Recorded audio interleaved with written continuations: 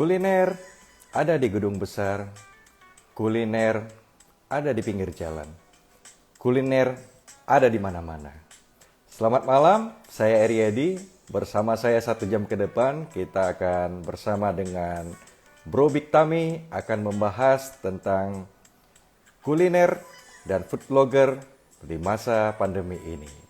Baik, malam hari ini saya akan menyapa semua yang sudah hadir.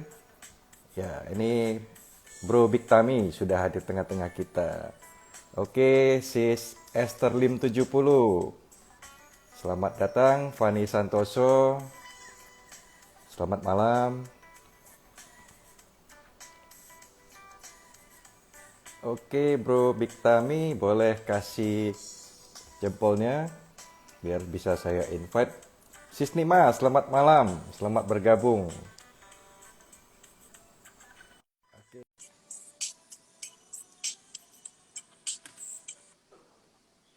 Halo, Malam, brother. Apa malam kabar? brother. Wih, topinya keren banget brother. Iya, saya harus bareng dengan Bro Big Tami kan. Gitu. Gitu ya. Iya. Keren, keren, keren, keren. Oke, kok ini kita mau sapa teman-teman kita dulu. Ada Mas Dipta dari Yes, halo Jogja, Jogja. ada Ko Agus nih dari Medan. Halo Ko Wow. Agus. Ada Halo Pak bro. RT. Halo Pak RT, halo Kak Agus. Oke, sambil saya ketik dulu ya, Bro. Ya, ya, ya, ya. Topik kita malam hari ini. Oke, gimana kabarnya, brother? Wah, luar biasa baik. Wah, puji Tuhan. Kok Yes. boleh dulu Baik. sedikit perkenalan diri eh, sebagai seorang food blogger dan juga udah punya pengalaman yang cukup lama ya kok di kuliner. Ya, ya, ya. Mm-mm. Oke, silakan. Oke. Salam kenal semuanya. Saya Ken. Nama Ken, tapi kalau nama panggungnya itu Big Tami Kulinari. Ya, sudah bergerak di bidang, kalau di food blogger sendiri sudah 3 tahunan. Kalau di bidang F&B dari 2009 saya sudah di F&B. Wah, Saya 11 tahun ya. pernah, ya, pernah handle salah satu, ya boleh bilang brand food chain restoran terbesar di Indonesia. Saya pernah handle, lalu food court terunik pertama di Indonesia saya pernah handle grupnya. Nah, Wow, kira-kira itu pengalaman untuk di bidang F&B. Kalau keren bergerak di tuh. bidang food blogger sendiri ya 3 tahun lah. Oh, tapi sudah cukup dikenal ya, bro. Puji Tuhan. Keren-keren. Bro, sedikit Yes. berbagi, bro. Menurut Bro Big Tami ini, apa yang terjadi selama ini, selama pandemi ini, bro, di bisnis kuliner? Baik itu yang Yes. ada di street food, di resto maupun yang di food court begitu, bro. Oke. Nah, kalau kita ngomong dengan kondisi saat ini, nggak bisa dipungkiri dan nggak bisa dihindari bahwa resesi itu sedang terjadi. Tetapi di balik resesi tetap aja ada pihak-pihak yang pandai melihat peluang dan memanfaatkan peluang ini sehingga dia tidak terkena. Ada imbas resesi tapi tidak sampai parah. Nah, kalau ditanya, saat ini kita ngomong, kalau kita ngomong yang modern ya, modern itu kita Hmm. ngomong pengertiannya adalah yang ada di dalam mall. Ya, di dalam mall Yes. itu ada yang berdiri di kios atau stand alone atau yang ada di food court. Kalau ngomong yang di dalam mall, boleh dibilang parah, bro. Parah. Karena kalau kita ngomong Jakarta ya, itu kemarin 3 bulanan dia tutup. Aktivitas mall Hmm. kan tutup ya. Nah, otomatis mereka tidak ada income. Dan eh, yang besar-besar pun kena imbasnya sampai ada sebagian besar karyawan dirumahkan, lalu ada pemotongan gaji, itu kena imbasnya. Nah, yang parah itu yang mungkin kalau kita ngomong Jakarta kemarin bulan Maret, Maret pertengahan itu PSBB awal. Nah, yang mereka baru-baru perpanjang kontrak atau mereka-mereka yang brand baru masuk ke dalam mall, wah itu parah, bro. Parah, bro. Iya. Mereka baru punya harapan, kalau istilah lagu tuh layu sebelum berkembang, bro. Iya, benar. Jadi Lagi semangatnya begitu ya, bro ya. iya, baru mulai kan itu. Kita ngomong hitungan bulan, bahkan ada yang saya ada satu pengalaman grup Dia itu masuk di supermarket 2 brand. Cukup besar Hmm. kios-kiosnya, toko dan tersebar cukup banyak. Itu bulan awal Maret baru buka, Bro. Mungkin pertengahan Februari, awal Maret baru buka. Karena saya ingat saya baru baru endorse itu di awal Maret. Hmm. Baru Hmm. ngepost nggak lama, nggak ada sampai 2 minggu, tutup semuanya. Bisa dibayangin, Duh, Bro. iya bro. Dan dia buka itu langsung banyak loh. Bukan ngomong buka satu, coba-coba. Karena dia lebih dari 5 cabang sekali Wow. buka. Nah, itu kalau ngomong imbas, aku bilang sih itu imbasnya kenceng banget.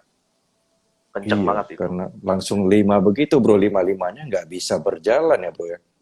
Iya, otomatis. Nah, kalau kita ngomong Waduh. brand, food court, ya sama.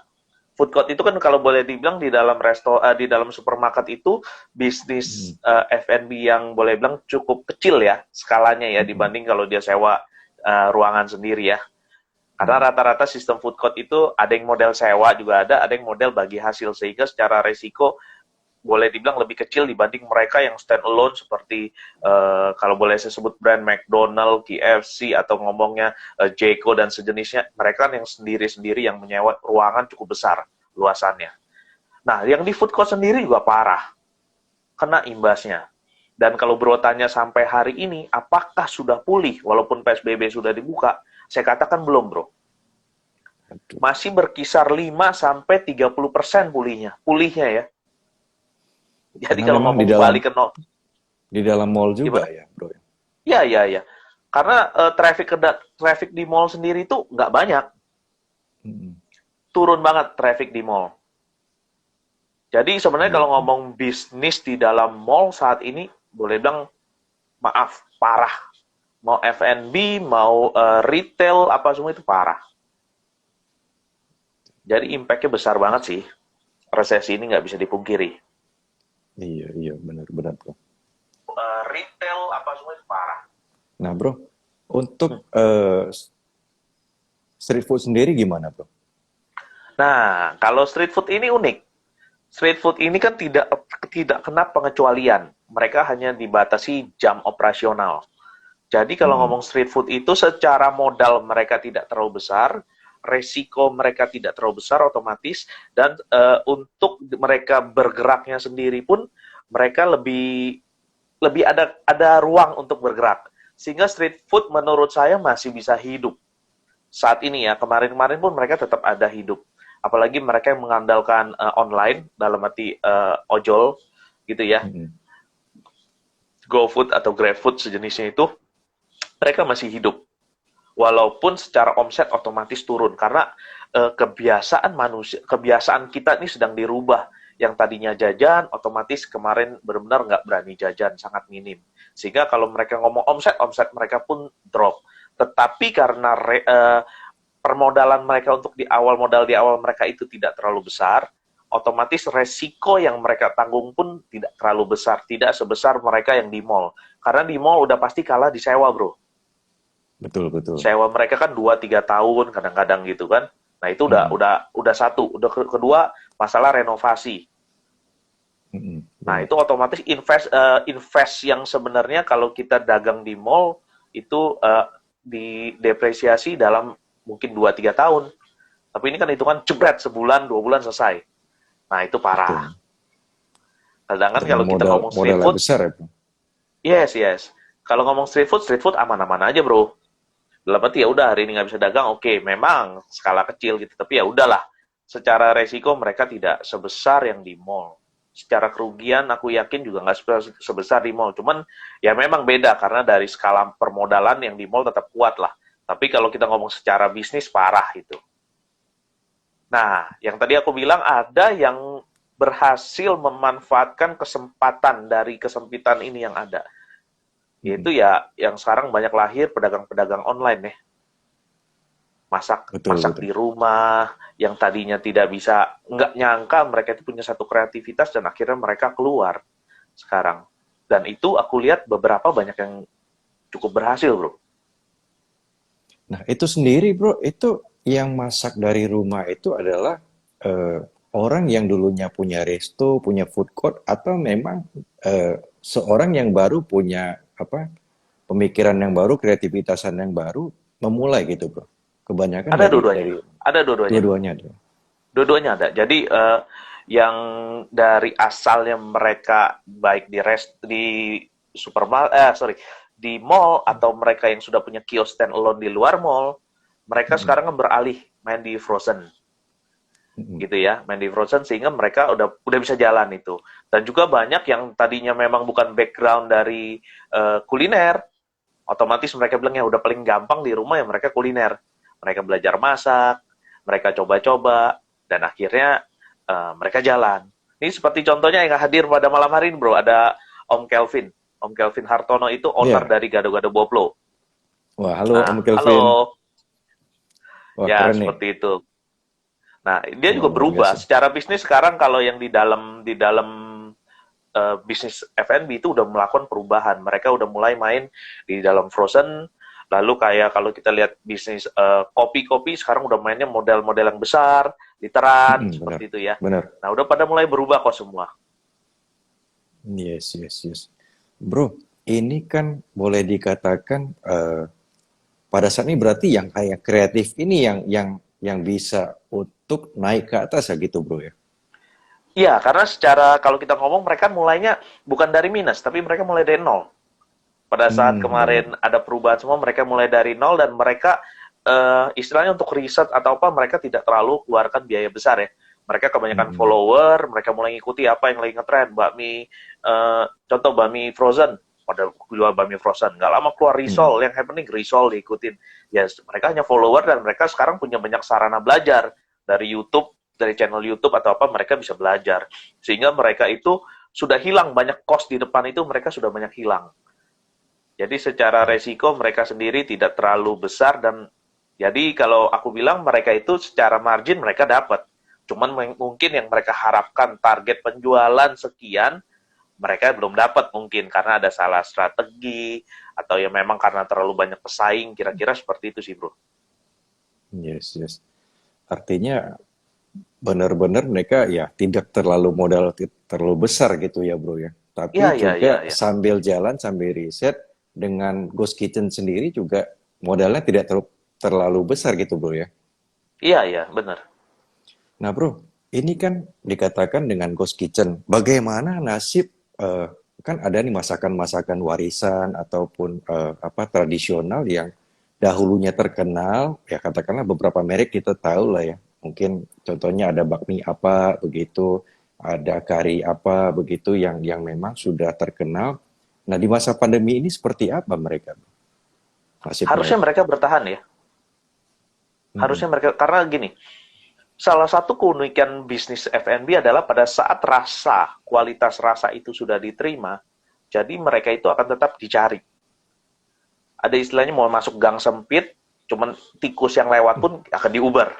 Nah, Yes, kira-kira betul, seperti betul. itu. Jadi kalau menurutku adalah resep warisan itu pasti masih dicari. Tinggal bagaimana mereka harus tetap mempertahankan eksistensinya. Dalam arti adalah mereka itu tetap bisa diingat orang.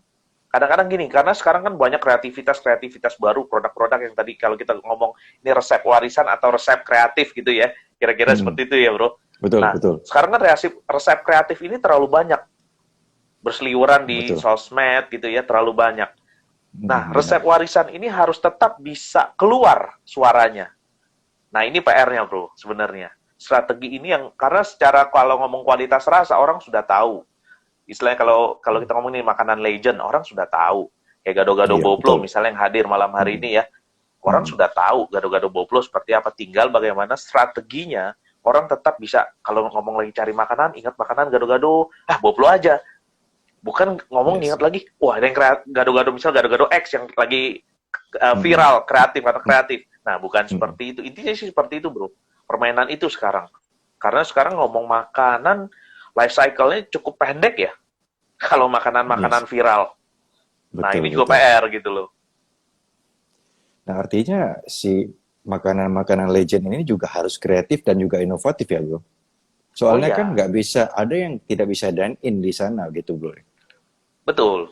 Jadi kan sekarang banyak yang sudah beralih. Sebenarnya kita udah tahu dulu kalau salah satu bakmi yang cukup terkenal, bakmi halal cukup terkenal yang sudah ada di mall atau mereka stand alone, ya mereka sebenarnya sudah memulai dulu sebelum masa pandemi. Mereka sudah bisa di packing, bahkan sudah bisa sampai dibawa ke luar negeri. Nah, itu sebenarnya mereka sudah memberi contoh sebelum pandemi. Sehingga pada saat mereka pandemi terjadi, ada lockdown segala terjadi, nah aku rasa dia nggak terlalu kena imbas. Karena dia sudah terbiasa dengan bagaimana packing yang safe, ya, packing yang hygiene, sehingga mereka tinggal melayani seperti biasa. Bedanya tidak ada dine-in aja. Yes, benar-benar. Bedanya hanya itu. Jadi sekarang saya yakin semuanya sudah seperti itu kok. Yang model-model yang tadinya dine-in only, sekarang sudah memikirkan bagaimana dia take away. Tinggal bagaimana mereka memanfaatkan teknologi sama alat-alat yang ada lah. Mereka harus belajar bagaimana vakum. Karena gini, kalau kita ngomong contoh bakmi ya, kemarin saya sempat konsultasikan ada seorang pengusaha bakmi, ternyata nggak semua bakmi bisa divakum jenisnya. Begitu dia vakum itu berubah secara rasa, secara tekstur waktu dimasak itu berubah. Nah, tinggal mereka harus mencobanya seperti itu. Ini harus divakum atau bisa menentukan expired berapa lama. Permainan-permainan seperti itu sih, bro. Riset kecil menurutku. Nah, itu apa yang mempengaruhi itu, bro? Kan sama-sama artinya hanya dimasukkan ke packing dan hari itu juga dimasak begitu, bro. Apakah bisa berubah rasanya? Bisa. Karena dia bukan yang bermain original, tetapi mulai bermain rasa. Contoh kayak bakmi, ada bakmi spirulina, ada bakmi yang bakmi pelangi lah, yang aneka warna, kira-kira seperti itu kan. Nah, itu ada bahan-bahan yang ternyata tidak bisa kalau ngomong di vakum. Nah, itu yang mesti dipelajari. Dan juga kalau memang untuk yang resep warisan itu ya memang harus dilihat. Tapi aku rasa kalau yang resep warisan dia udah biasa ya, karena kalau ngomong warisan berarti kan udah cukup lama dia berjalan di restoran ini. Betul, Ya kan? Betul. Dia itu sudah tahu bagaimana menghandle untuk take away kita ngomong. Bukan kita ngomong untuk kalau frozen kan ini berbeda. Take away ini ada yang langsung ready to eat sama yang frozen nih. Nah, ini berbeda. Ya kan? Kalau mereka cuman take away untuk ready to eat, tinggal langsung istilahnya pesan di rumah langsung makan, saya rasa itu nggak ada terlalu masalah untuk mereka. Karena mereka udah eksistensinya cukup lama dan mereka sudah tahu bagaimana nih packing yang benar. Kalau untuk dibawa gitu, misalnya gado-gado kita bumbunya dipisah, bakso ada bihun atau bakminya dipisah juga. Nah, kira-kira kan seperti itu. Tetapi kalau kita ngomong vakum dalam arti mereka ini harus buat stok. Dulu kan jadi waktu awal PSBB itu banyak untuk stok di rumah ya. Nah, itu yang mungkin harus dipelajari lebih lagi sehingga dia tahu ini walaupun istilahnya di freezer berapa lama kualitas tidak berubah. Terus bagaimana cara packingnya. Lalu yang terpenting bagaimana cara masaknya. Karena banyak orang salah nih, bro. Lihat masak bakmi cuma sesimpel itu dari misalnya dari freezer yang masih beku. Ya dia langsung bikin air panas, dia cemplungin bakminya. Itu salah, udah pasti teksturnya berubah semua. Nah, cara masak itu juga harus diperhatikan oleh pengusaha-pengusaha yang misalnya berjualan frozen. Sehingga customer itu tidak punya asumsi. Wah, ini nggak enak masakannya, makanannya nggak enak. Nah, ini kan asumsi. Tetapi ternyata bukan karena makanannya tidak enak. Waktu di tokonya, dia tahu cara masaknya, tapi tidak disampaikan. Tidak disampaikan kepada customer, sehingga cara masaknya salah, otomatis kan kualitasnya salah juga. Berbeda juga, bro. Benar. Nah, hanya itu sih kemarin kejadian-kejadian. Akhirnya kualitasnya berbeda jadinya, bro. Iya, betul. Nah, kira-kira seperti itu, bro, kemarin. Oke, bro. Bro, ini sebelum kita lanjut, teman-teman semua yang hadir malam hari ini, boleh kalau ada pertanyaan nanti sambil kita ngobrol, boleh dituliskan di kolom komentar atau boleh klik ikon petak yang ada ikon tanda tanyanya itu. Nanti kita akan bertanya kepada Bro Biktami. Nah, bro, kembali lagi kepada bisnis kuliner di masa era pandemi ini. Bro, secara garis besar, ada sebagian yang tutup, ada sebagian yang omsetnya bertahan, dan ada omsetnya yang naik, bahkan ada omsetnya yang melambung gitu, bro. Apa sih yang menjadi pembeda daripada mereka gitu, bro? Bahkan saya melihat ada yang seperti tadi resep warisan yang sudah lama terkenal, bahkan bisa tutup begitu, bro. Nah, apa yang membedakan mereka yang bisa bertahan, yang bisa naik, dan juga yang tidak bertahan gitu? Jadi gini, Menurut saya, karena kemarin ini kan waktu masa pandemi, otomatis kebanyakan kita di rumah.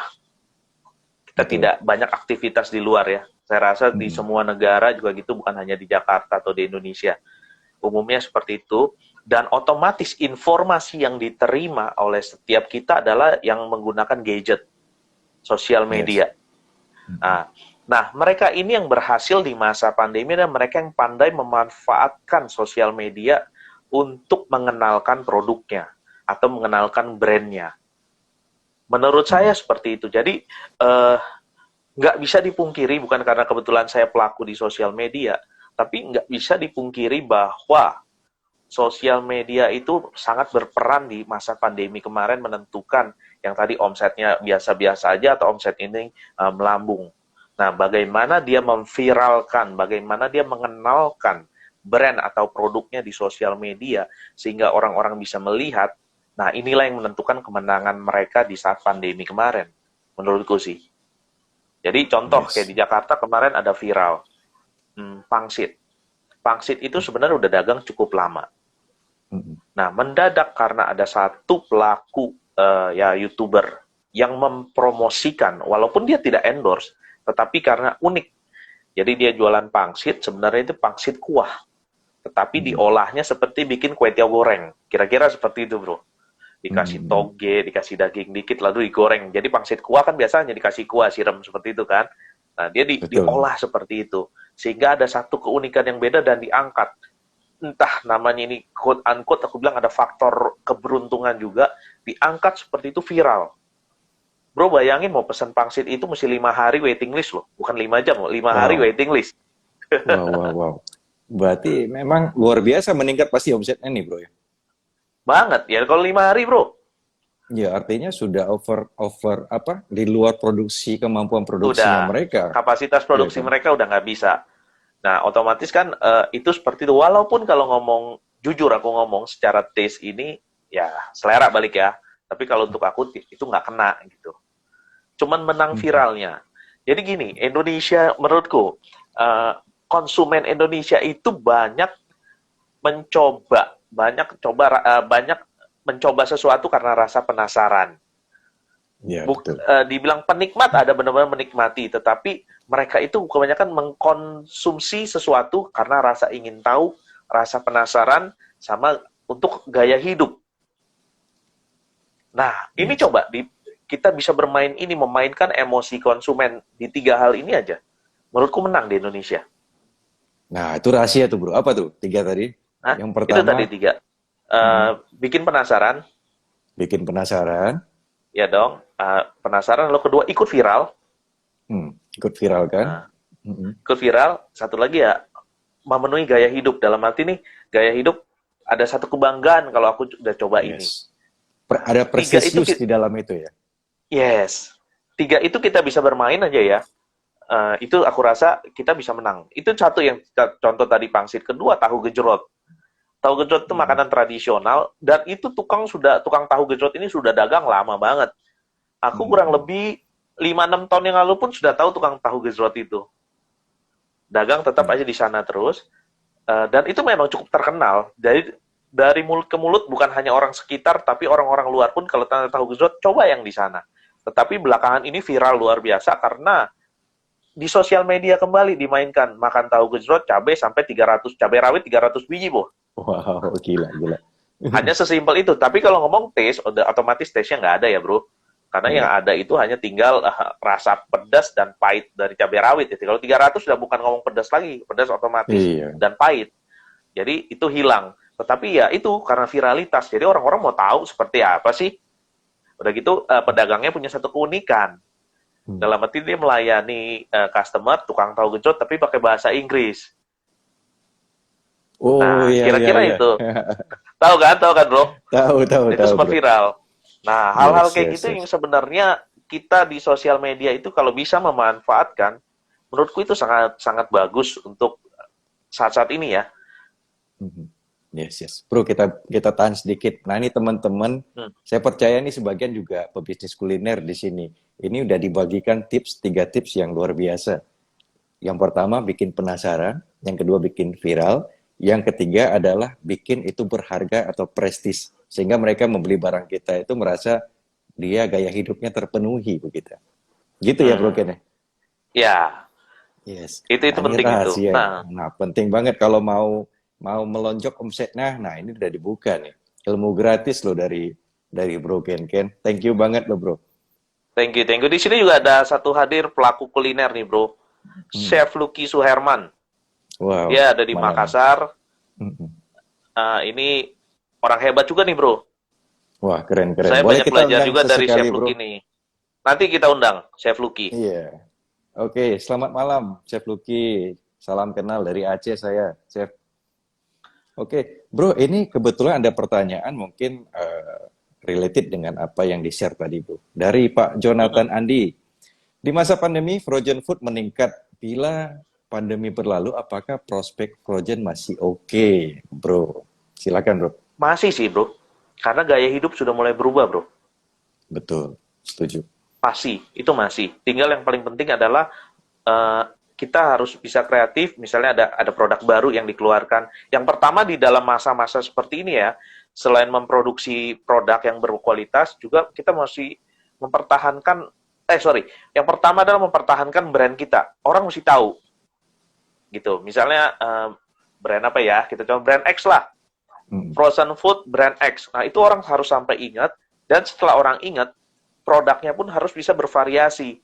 Jadi kan nggak mungkin setiap hari kita ngomong makan, misalnya contoh baksonya itu mm, aja kan nggak mungkin. Ada titik jenuhnya. Otomatis kalau memang itu dia harus berkreasi bakso diapain kalau memang mau spesialis bakso. Kira-kira mm. seperti itu. Jadi menurutku bertahan pasti bertahan karena gaya hidup sudah berubah. Yes, yes. Jadi perilaku itu berubah sehingga marketnya tetap ada gitu ya, Ada, Bro Ken. ada, ada, ada. Yes, yes. Oke, Pak Jonathan mungkin cukup menjawab ya. Nah, oke Bro, kita lanjut eh, ke perbincangan kita. Nah, tadi Ya, Bro sempat menyinggung tentang seorang YouTuber yang dipakai untuk sebenarnya tidak dipakai untuk endorse ya, tapi tidak sengaja ya. YouTuber itu membahas tentang bakminya tadi ya, Bro. Nah, Pangsit, pangsit. pangsit tadi ya. Nah, seberapa besar sih sebenarnya manfaat seorang food blogger bagi pebisnis kuliner gitu, Bro? Oke, jadi gini, banyak orang pelaku kuliner ini salah menilai food blogger. Pengertiannya gini, Oke. food blogger ini dibilang kalau pakai food blogger pasti salesnya naik. Oke. Hmm. Nah, itu asumsi umumnya. Dan aku bilang itu salah. Dan aku bilang pakai food Kenapa? blogger, sales itu belum tentu naik, tetapi kegunaan fungsi dari seorang food blogger, nah ini ada salah satu food blogger terkenal, Koko Kuliner dari Bandung. Ini rekan Yes. saya juga. Halo Koko, apa Ya. kabar? Halo, ya Nah, malam Koko Kuliner ya. nah Iwong juga nih, Iwong juga pelaku Wah, baru luar di biasa. dunia food blogger. Nah, jadi food blogger ini, tugas kita orang ini sebenarnya bukan menghasilkan sales, tapi yang sebenarnya adalah kita mengenalkan brand itu. Oke, oke. Nah, begitu brand itu dikenal, barulah sales itu terjadi. Tapi balik lagi, sales itu terjadi setelah dikenal, apakah akan bertahan? Balik lagi karena pelayanan, balik lagi karena kualitas produknya itu sendiri. Jadi food blogger kalau ditanya penting atau tidak, sekarang panduan orang kalau dia di sosmed, itu sudah pasti ngelihatnya food blogger. Kalau kita ngomong, ini F&B ya bro, Hmm, karena kekuatan yang paling kuat itu adalah sebenarnya word of mouth. oke, betul. Kekuatan word of mouth. Nah, food blogger sendiri ada beberapa yang aku bilang mereka ini banyak yang baru-baru mencoba jadi seorang food blogger, ngambil jalan pintas.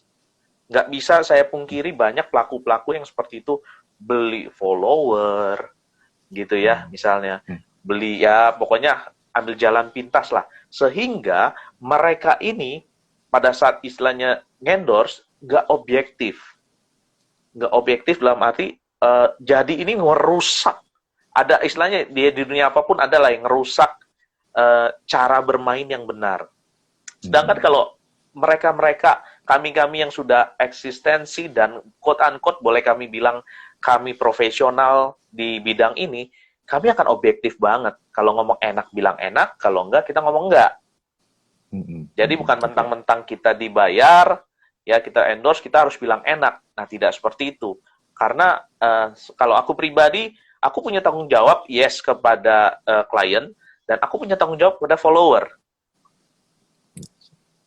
Nah, kalau misalnya sekali, misalnya enak atau tidak, itu selera. Memang, yes, aku bilang itu selera. Tetapi yang namanya eatable, aku pakai istilah eatable, bisa dimakan, itu ada standarnya menurutku. Tapi kalau ngomong enak, kurang asin, kurang manis, itu balik lagi pada selera. Eatable itu ada standarnya yang nggak bisa, semua orang bilang, ini bisa dimakan, ini nggak. Atau ini nggak bisa dimakan, masih bisa dimakan. Nah, ini aku rasa ini nggak, standar ini rata menurutku. Tapi kalau ngomong enak, balik lagi adalah selera. Nah, ini banyak pelaku-pelaku baru, ya mau ambil shortcut, mereka ini main hajar, hantam kromo, seperti inilah yang merusak. Padahal kalau memang sebenarnya kita, pelaku-pelaku di sosial media, bermain dengan benar, ya objektif, profesional, ini sangat kuat. Jadi begitu misalnya contoh, aku bilang enak, ada standar enaknya yang orang-orang mungkin sudah coba, ya ini bisa diterima. Nah, kira-kira seperti ini, bro. Jadi kalau tanya peran food blogger itu penting nggak? Saat ini yang bisa mengenalkan di sosial media, aku bilang food blogger itu pengaruhnya penting banget. Cuman teman-teman pelaku kuliner jangan salah, balik lagi tadi aku bilang. Food blogger dipakai bukan untuk menaikkan sales, tapi untuk mengenalkan produk, mengenalkan brand. Dan aku selalu, biasanya kalau mereka klienku, aku kasih mereka strateginya, bagaimana bermain dengan dunia blogger. Aku kasih trik. Gitu loh. Karena gini, kalau ngomong cuman, misalnya bro, bikin satu restoran, atau ya satu restoran lah, atau produk apa, terus pakai jasaku. Tanya, bro ini pasti efektif gak? Enggak, aku bilang. Bukan karena aku engagementnya jelek, bukan. Tetapi untuk mengenalkan produk, itu kan perlu waktu. Kalau ngomong cuma sekali pakai, aku bilang ya udah nggak usah deh. Iya kan? Bagaimana brand itu dikenal perlu satu namanya proses, perlu namanya waktu, rentang waktu. Nah, di sini makanya aku bilang, pelaku kuliner yang baru-baru nih, khususnya online, ya, harus punya pemikiran bahwa usaha mereka walaupun online itu sama seperti offline, sama seperti mereka yang sama saat ini punya toko atau brand besar. Pengertian samanya gimana? Mereka harus menyediakan budget untuk marketing. Kalau dulu kita lihat orang brand-brand besar pasang promosi ada di TV, ada di koran, ada di radio. Nah, sekarang budget ini harus dipindah ke dunia online. Jadi kalau aku kasih strategi biasa gini, aku kasih triksnya saat ini. Misalnya ya, bro, satu pengusaha online, katakan memang budgetnya nggak besar, tapi harus punya budget yang konsisten tiap bulan. Katakan X rupiah. Saya misalnya katakan 100 rupiah ya. Misalnya gitu 100. Nah, dari 100 ini, di awal-awal dia harus bisa konsisten. Setiap bulan bisa keluar 100, 100, 100. Nah, pilihlah food blogger yang benar, pilihlah strategi iklan yang benar. Itu bisa dipakai 100 ini. Misalnya sampai 3-4 bulan sampai mereka dikenal, ya, mereka sudah mulai dikenal, budget ini boleh kita alihkan sedikit. Misalnya yang tadi 100 benar-benar untuk di sosial media dengan pelaku, dengan food blogger atau sejenisnya, budget ini boleh mulai dialihkan, begitu sudah mulai dikenal. Dialihkan gimana? Misalnya 80% tetap pakai itu atau 70% pakai food blogger, 30%-nya main di produk. Misalnya apa? Beli 5, dapat 2. Ini kan budget marketing, bro. Betul. Iya kan? Nah, dialihkan seperti itu. Jadi, terus abis gitu food blogger masih pakai nggak? Pakai. Sampai roda ini bergerak, roda ini bergerak, roda ini bergerak. Jadilah itu jalan. Nah, tapi banyak pelaku bilang salah. Banyak yang mulai, saya kena imbas daripada pandemi, nggak punya budget. Waduh, sorry aku bilang. Kalau kita memulai bisnis tetapi tidak tahu posting budget, hanya taunya produksi, susah jalan, bro.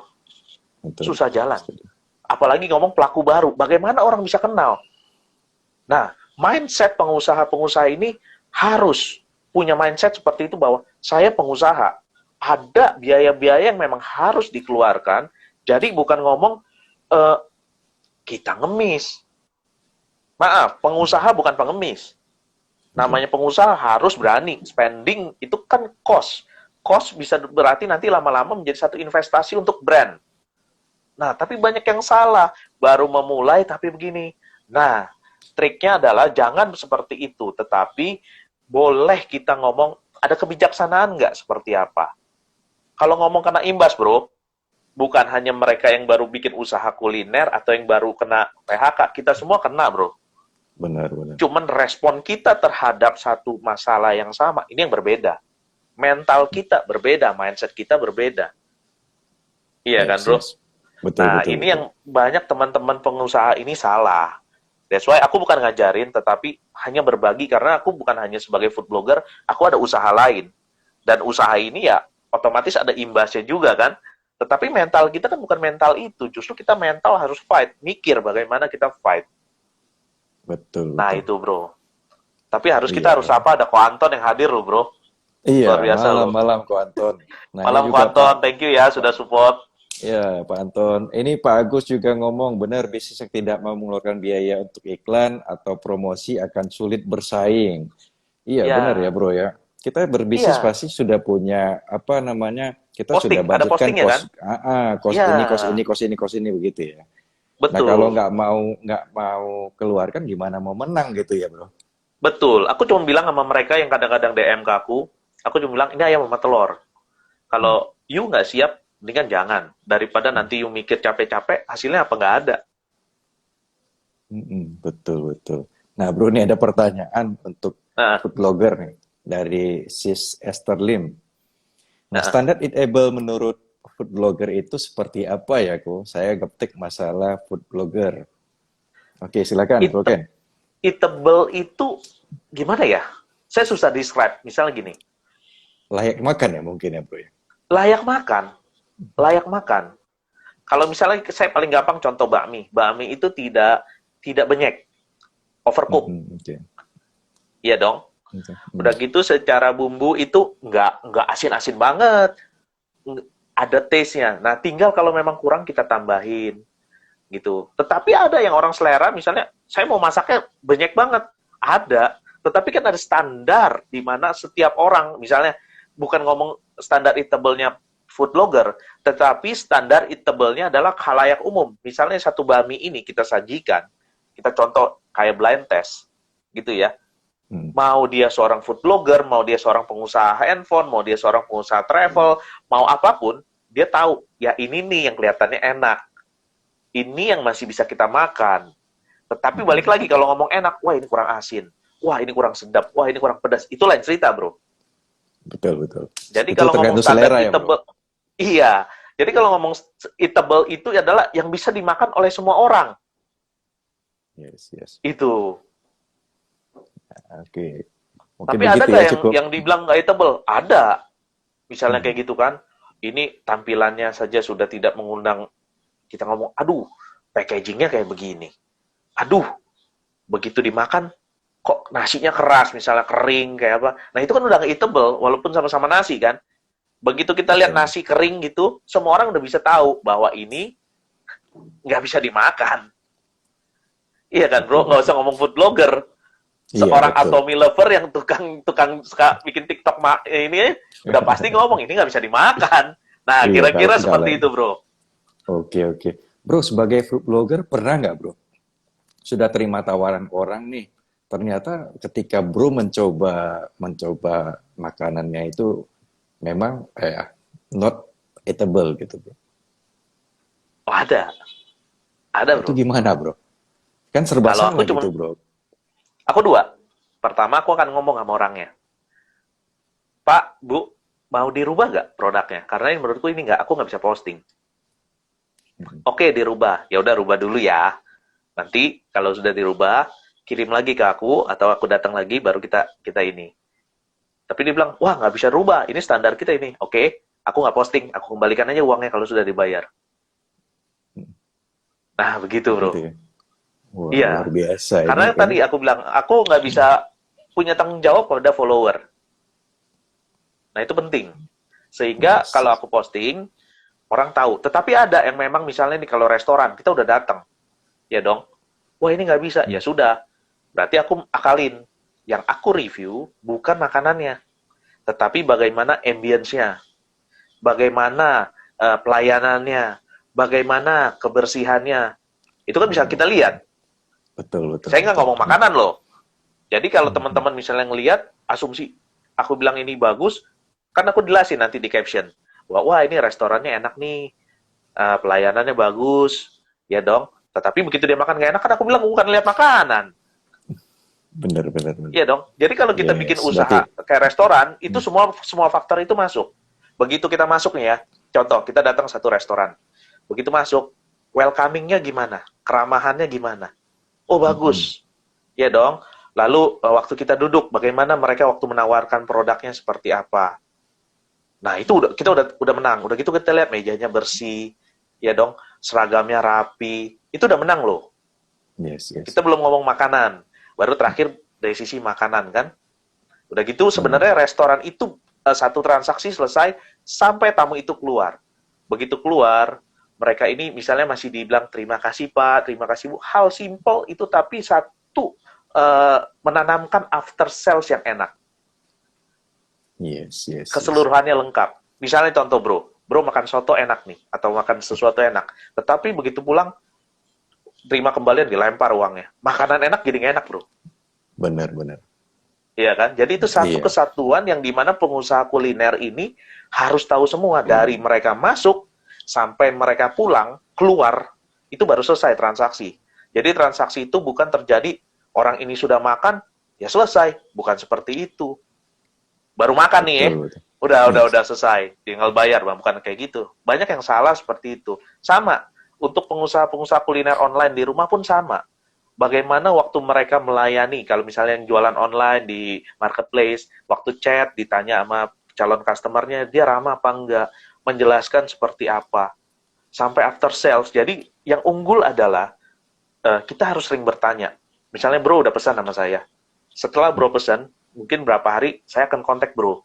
Bro, gimana makanannya? Ada yang kurang apa enggak? Minta pendapat dong. Wah, kalau bro jadi Mhm. customer digituin gimana?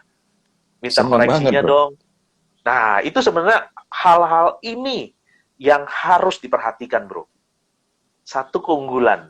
Jadi bukan hanya strategi promosi, yang tadi aku bilang, promosi itu harus, tetapi sampai begitu customer itu sudah mulai melakukan transaksi, itu penting. Yang tadi produk, pelayanan, segalanya itu penting sekali berbicara. Yes, yes, yes. Wow, ini ilmu lagi loh teman-teman. Ya, sebagai seorang food blogger, ini Bro Big Tami menurut saya adalah value of integrity-nya ini. Ketika integritas ini dibangun, maka orang akan percaya. Ya, orang akan tahu kalau Bro Big Tami ngomongnya enak, ya udah pasti enak gitu ya, Bro.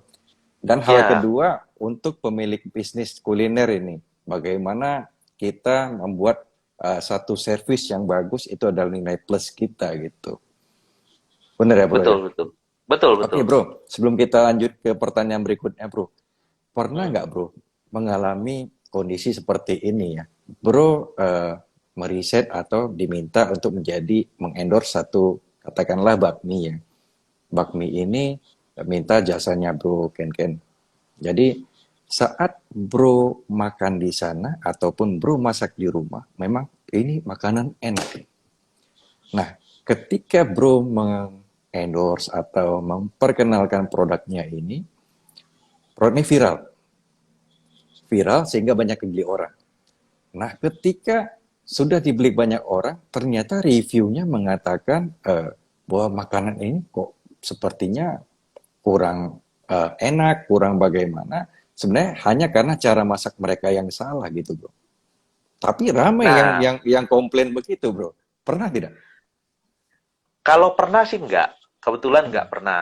Tetapi intinya balik lagi, makanya itu kan balik lagi kepada informasi yang diberikan pada produk ya, bro. Hmm. Jadi kalau kita khususnya melayani untuk orang yang beli di rumah, itu informasi di produk dalam arti cara masak, itu penting sekali, bro. Nah, ini adalah tugas daripada si pelaku kuliner ini. Jadi kalau mereka udah siap bermain dengan frozen, dengan delivery, informasi ini penting. Jadi itu salah satu kelengkapan yang harus dilengkapi, bukan sekedar produk packaging rapi tapi nggak ada cara masak. Nah, itu penting sekali. Tapi kalau bro tanya pernah nggak seperti itu? Nggak pernah. Kalau sampai begitu biasanya saya punya satu rasa ingin tahu. Saya akan tanya sebenarnya, kenapa? Terus kedua yang saya lakukan adalah saya akan beli di tempat itu lagi. Kalau pertama kan di endorse, kedua saya akan beli lagi.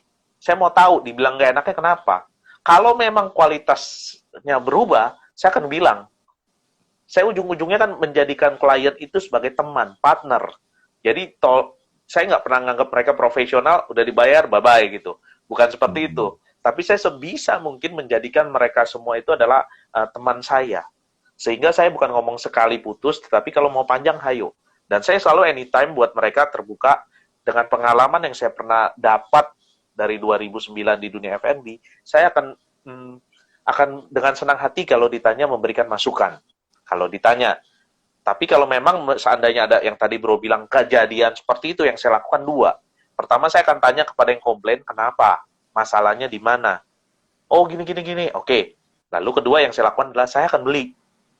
Saya akan coba lagi, bener nggak? Komplainannya sama nggak? Kalau memang komplainan itu sama, berarti ada yang salah. Betul. Nah, kira-kira seperti itu caranya, bro. Yes. Oke, bro. Ini kita lanjut ke pertanyaan berikutnya ya dari Sisnima nih, bro. Oke. Nah, bagaimana aku mengenalkan ghost kitchen yang baru banget mulai di medsos gitu? Sebenarnya strateginya sama sih. Ghost kitchen itu kan sekarang dikerjakan oleh dua ini ya, GrabFood dan GoFood ya, yang mulai eksis kerjakan ini. Karena mereka punya satu keunggulan, mereka sudah punya driver. Nah, untuk kita yang baru, kalau teman-teman yang berpikir baru, sebenarnya sama aja sih. Prinsipnya ghost kitchen atau apa sama. Sama dalam arti adalah, ya anggaplah aja satu brand. Walaupun di dalamnya ada banyak brand kan, anggap aja satu brand. Misalnya, namanya emang ghost kitchen, misalnya. Ghost kitchen. Ya, bagaimana orang mengenalkan ghost kitchen dan tahu di dalamnya itu ada apa aja. Gitu. Nah, experience itu yang penting sih. Apakah memang hanya melayani online? Kalau melayani online saja berarti mau nggak mau si owner daripada ghost kitchen ini harus bisa menggandeng GoFood atau si GrabFood ini supaya bisa sama-sama promosikan. Ada kekuatan itu kan, bro? Collab. Benar. Nah, tetapi kalau dia sendiri ya mau nggak mau dia harus mengenalkan nama brand dia ini sehingga orang-orang tahu dan di dalamnya ada apa aja. Informasi itu penting, bro. Jadi jangan sampai kita seorang namanya Ghost Kitchen kan di dalamnya banyak brand. Nah, informasi di dalam brandnya itu ada apa aja penting. Dan kedua, untuk memulai sebuah Ghost Kitchen yang paling terpenting adalah memilih tenan-tenan yang ada di dalamnya. Jadi sehingga orang-orang punya asumsi, yes, gue pesan nama dia, tenan-tenannya enak-enak nih. Nah, pemilihan ini sama. Maksudnya ini penting, bukan sama. Pemilihan ini penting. Sehingga begitu orang tahu Ghost Kitchen A, tenannya pasti enak. Begitu dia buka lagi yang lain dengan memakai Ghost Kitchen A di daerah lain, orang-orang tahu kalau dia pilih tenan, pasti tenannya enak-enak. Nah, kontrol daripada manajemen Ghost Kitchen ini yang penting. Standarnya seperti apa, sehingga kan di dalamnya berarti ada tenan A, tenan B, tenan C. Standarnya ini harus di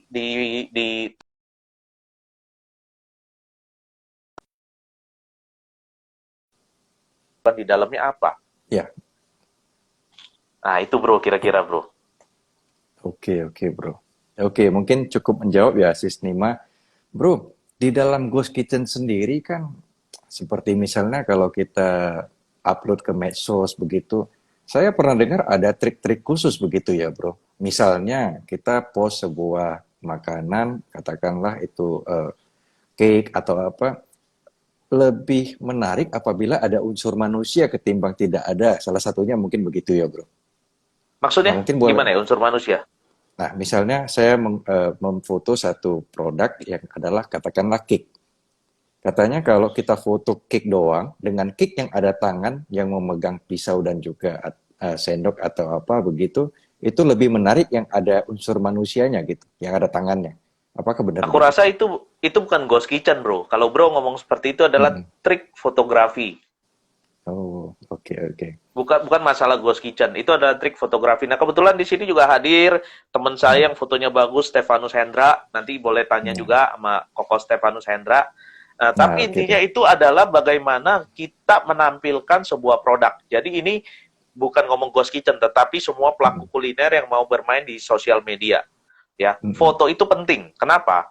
Sosial media itu adalah ibaratnya showroom, etalase daripada brand kita, Mm-mm. gitu ya. Yes. Nah, kita kan sudah tahu dari dulu, banyak foto menipu katanya. Kalau kita datang Mm-mm. dulu deh ke toko sebelum masa pandemi, kita lihat ya, ada Mm-mm. burger yang katanya tingginya segini, ya. Wah, tetapi begitu kita lihat, datang kok produknya cuma segini. Nah, itu kan namanya permainan foto ya. Itu Mm-mm. kita udah Yes. datang loh. Nah, apalagi sekarang kita bermain online.